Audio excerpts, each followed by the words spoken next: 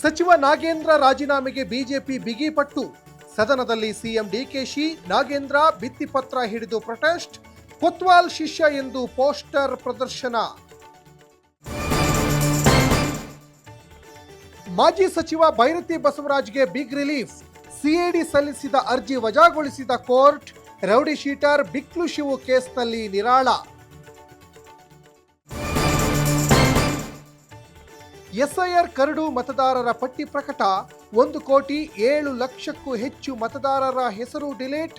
ಸ್ಥಳಾಂತರ, double voters ಕೈಬಿಟ್ಟ ಆಯೋಗ. ಬರದ ಮಧ್ಯೆಯೇ ಕರ್ನಾಟಕಕ್ಕೆ ಕೊಂಚ ರಿಲೀಫ್.